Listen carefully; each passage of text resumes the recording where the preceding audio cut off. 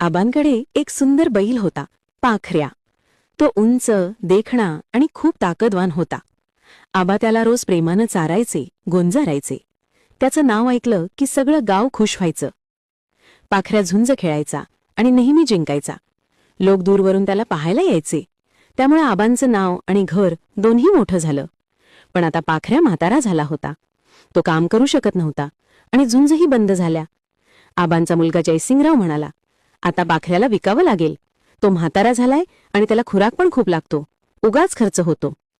हे ऐकून आबांचे मन तुटलं. त्या रात्री त्यांना झोपच आली नाही. त्यांच्या डोळ्यांसमोर पाखऱ्याचे जुने दिवस फिरत होते. तो झुंज जिंकताना, लोक जल्लोष करताना सगळं आठवत होतं. सकाळी जयसिंगरावने पाखऱ्याला सुंदर सजवलं. गुलाबी कंडा, नक्षीची झूल आणि काळा गोफ. तेवढ्यात आबांचे जुने मित्र तात्या आले. तात्या शहाणे, समजूतदार आणि दयाळू होते. ते म्हणाले, पाखऱ्यानं आयुष्यभर तुमचं नाव केलं. आता तो म्हातारा झाला म्हणून त्याला विकायचं? जर म्हातारे झाल्यावर विकायचं असं ठरवलं तर आबाही म्हातारे झाले, मग त्यांनाही विकायचं का? हे ऐकून जयसिंगरावच्या मनात प्रकाश पडला.